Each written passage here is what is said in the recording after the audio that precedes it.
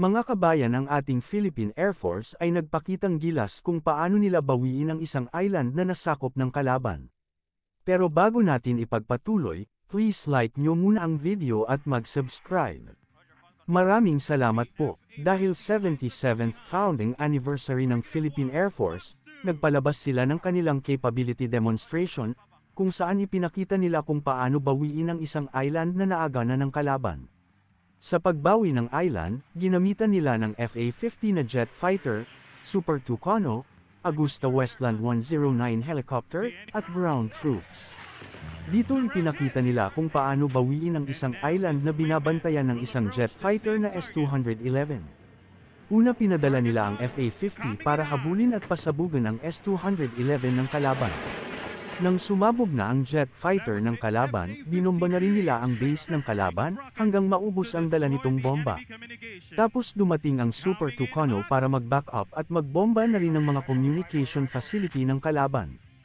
Kung sa totoong laban ng Super Tucano ay may maraming bomba na dala, yun talaga ang trabaho niya, tagawasak ng mga structure ng mga kalaban.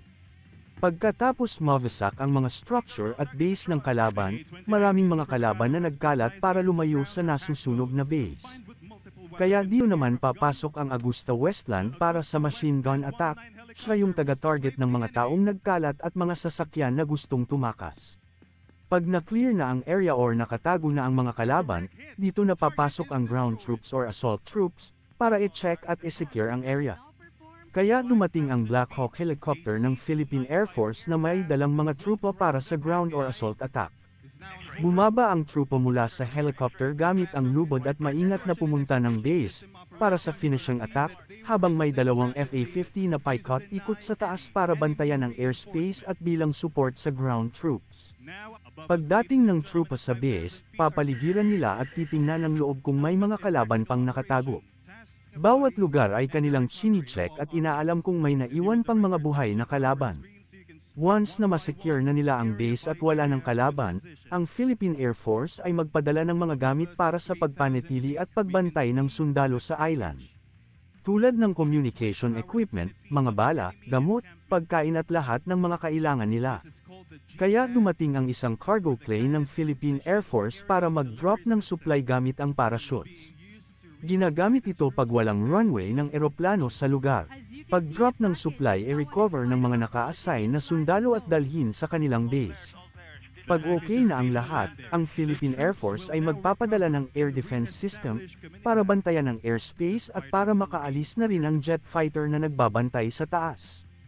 Kaya dumating ang Spider Air Defense System ng Philippine Air Force na nakalagay sa truck. Ang isang truck ay kumakarga ng mga spare na missiles na may kasamang crane para magbuhat ng mga missile canister.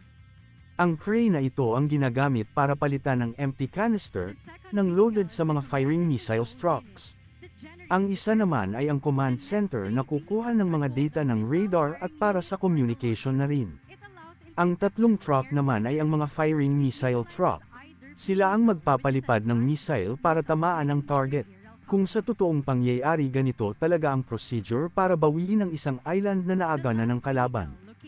Dahil sa Air Force lang ito, hindi na sinama ang Philippine Navy, dapat magpadala din sila ng naval defense. Di ba astig ang capability demonstration ng Philippine Air Force? Dito na natapos ang capability demonstration ng Philippine Air Force, sana nasiyahan kayo.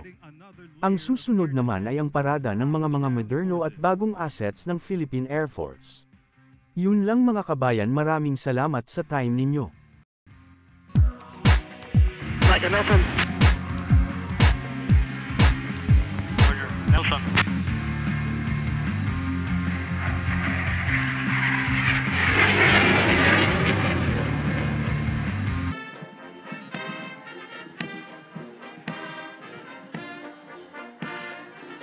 We now have the ground assets of the Philippine Air Force. Leading is the SPADS or the Spider Philippine Air Defense System.